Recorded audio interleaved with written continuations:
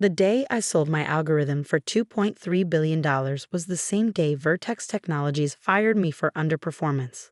I watched from a corner table at Luciana's Cafe as their stock plummeted 43% in a single trading session, erasing $12 billion in market value in just 6 hours.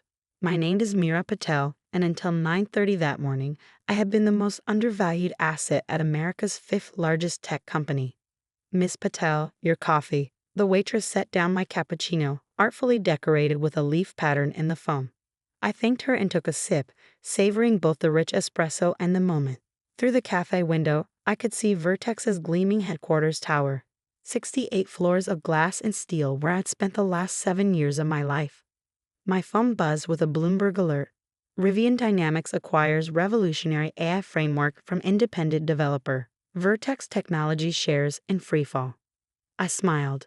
The article wouldn't name me yet. That announcement would come tomorrow. For today, I was content to watch the chaos unfold anonymously. 7 years ago, I joined Vertex fresh out of MIT with a dual PhD in computational linguistics and machine learning. I had turned down offers from Google, Microsoft, and 3 promising startups because Vertex's CEO, Lawrence Chen, had personally recruited me, promising resources, creative freedom, and the chance to build something revolutionary.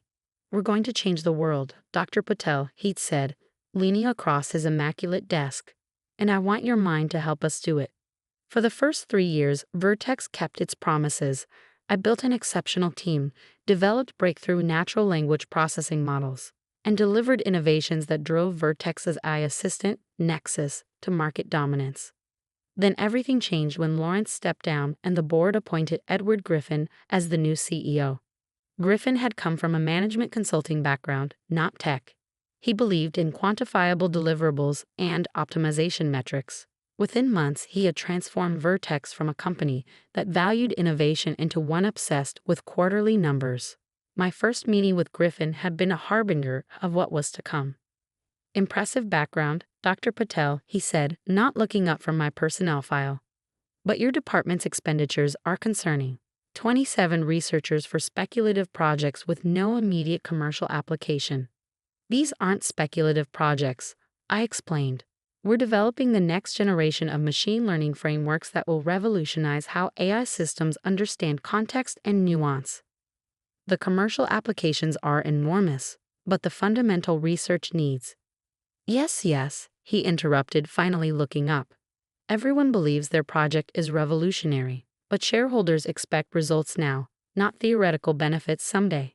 Within weeks, my research budget was cut by 60%. 5 of my most talented team members were reassigned to commercially viable projects, enhancing targeted advertising algorithms and developing surveillance systems for Vertex's government contracts. I fought back, securing meetings with board members, presenting data proving the long-term value of our research. For a while, it seemed to work. I was given a small team and modest resources to continue what I considered the most promising avenue of our work, an adaptive learning framework I called Synaptic. What Griffin didn't know, what no one at Vertex knew, was that I had been developing Synaptic on dual tracks. The official version, documented in Vertex's systems and shared with my team, was progressing steadily but unspectacularly. The version I worked on nights and weekends on my personal equipment was evolving into something extraordinary. It wasn't about stealing intellectual property. The fundamental research had been mine before I joined Vertex. The company owned specific applications and implementations, but not the core theoretical framework. I had been careful about that in my original contract, a detail that apparently no one in the current leadership had bothered to review. Synaptic was my life's work, an approach to machine learning that enabled AI systems to develop genuine contextual understanding rather than statistical approximations. In practical terms, it meant an AI that could truly comprehend human communication, including subtlety, emotion, and cultural context, rather than just mimicking understanding through pattern recognition. The implications were staggering: medical diagnostic systems that could interpret not just symptoms, but their complex interrelationships, financial models that could identify potential crises before traditional indicators appeared, educational platforms that could adapt perfectly to each student's unique learning style. But Griffin couldn't see beyond the next quarterly report.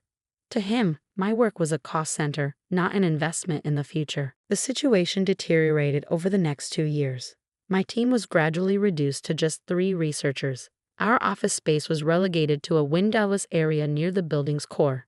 The message was clear. We were being slowly suffocated. Despite this, we made remarkable progress. Synaptic evolved from theory to functioning prototype. In private demonstrations, it outperformed every existing AI framework by orders of magnitude. It was time to present our breakthrough to leadership. I scheduled a demonstration for Griffin and the executive team, confident that once they saw what we created, they would understand its value. The morning of the presentation, I arrived early to find my keycard deactivated. At reception, I was directed to HR.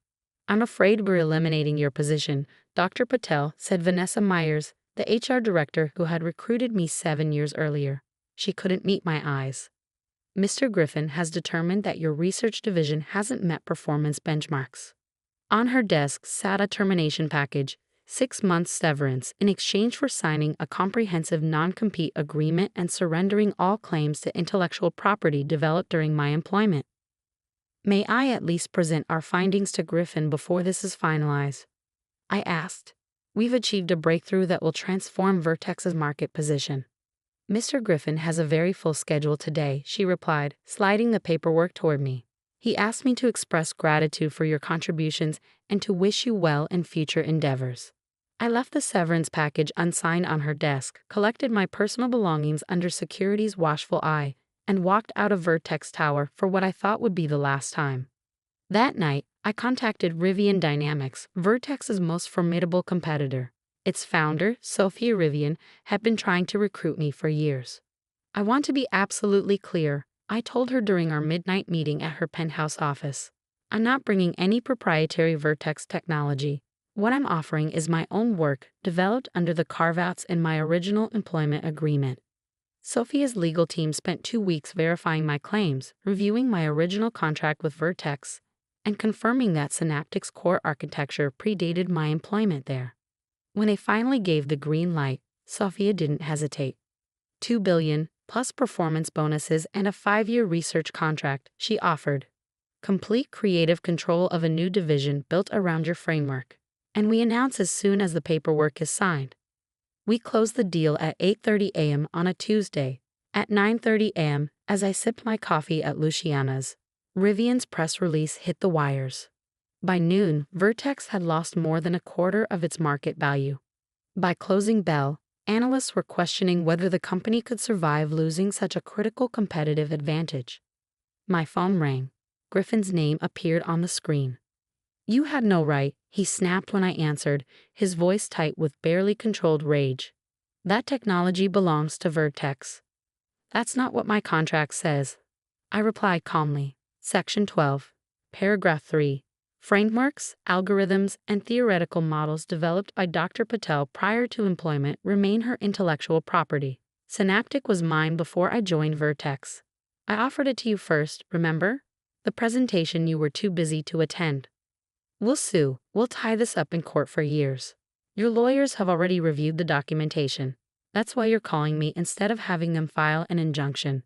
I paused, watching a group of Vertex employees exit the tower across the street, huddled together, faces concerned. News of the stock collapse had clearly spread. "You made a calculation, Edward. You decided my work wasn't valuable enough to support. That was your error, not mine." 3 months later, I returned to Vertex Tower, not as an employee but as its owner. Rivian Dynamics, with Synaptic as its crown jewel, had seen its valuation soar. With Sophia's backing, I led a hostile takeover of Vertex, whose stock had never recovered from its initial collapse. The boardroom where I had once pleaded for research funding now fell silent as I took the chair at the head of the table. Most of the faces were new. Griffin and his allies had been ousted weeks earlier, but a few veterans remained, including 2 who had supported my work in the past. "For those who don't know me, I'm Dr. Mira Patel," I began. "Some of you might remember me as the head of the Advanced AI Research Division. Others might know me as the reason Vertex's stock lost half its value in a single day last quarter." A nervous chuckle rippled through the room. "Today marks a new beginning for Vertex. We're returning to the principles that made this company great. long-term thinking, investment in fundamental research, and recognition that our most valuable assets are not our patents or our products, but our people. I detailed a reorganization plan that would integrate Vertex's existing technologies with Synaptic, creating a combined platform more powerful than either company could have developed alone. I announced increased research budgets, equity packages for key technical talent, and a new corporate structure that protected innovative teams from short-term financial pressures. After the meeting, as executives filed out, Lawrence Chen, the former CEO who had hired me 7 years ago, lingered behind. "I always knew you were brilliant, Mira," he said, shaking my hand. "But I never imagined this outcome." "Neither did I admitted. "I would have been happy to build Synaptic here, to make Vertex the leader in next-generation AI." Griffin forced my hand. Lawrence nodded thoughtfully. "There's a lesson here about valuing what you can't immediately measure. Griffin saw your work as a cost because he couldn't quantify its potential." "The irony is that my algorithm could have predicted its own value," I replied. "It's designed to see patterns and connections that traditional metrics miss." 1 year later, the combined Vertex-Rivian entity unveiled the first commercial application of the Synaptic Framework, an AI system that revolutionized medical diagnostics, reducing misdiagnosis by 87% and enabling detection of conditions at far earlier stages than previously possible. Our stock soared to record highs. Additional applications in climate modeling, materials science, and education followed. I often think about Griffin, who now teaches at a business school, ironically including my story in his lectures on innovation management. According to former colleagues who've attended his talks, he frames my success as luck rather than the inevitable result of his short-sightedness. That's fine. I don't need his recognition. The world has seen what Synaptic can do, how it's transforming industries and solving problems once thought intractable. More importantly, I've built the research organization I always dreamed of, one where brilliant minds have the resources and freedom to pursue breakthrough innovations without constant justification to people who lack the vision to see beyond the next quarter. Sometimes revenge isn't about proving someone wrong. Sometimes it's about proving yourself right on such a massive scale that history itself becomes your vindication. On the anniversary of my firing, I returned to Luciana's cafe and sat at the same corner table. Through the window, Vertex Tower, now emblazoned with our new combined logo, gleamed in the morning sun. I ordered a cappuccino and watched as employees streamed into the building, many wearing the company t-shirts from our recent hackathon. My phone buzzed with a notification. Our medical diagnosis system had just received regulatory approval in the European Union, opening a market of 450 million people. Another buzz followed, a message from Sofia congratulating the team. The waitress placed my coffee on the table, the same leaf pattern decorating the phone. Some things hadn't changed. But as I looked up at the tower where I had once been deemed expendable, I couldn't help but smile at all the things that had. In the end, Griffin had been right about one thing. Business is about calculation. He had just been using the wrong algorithm.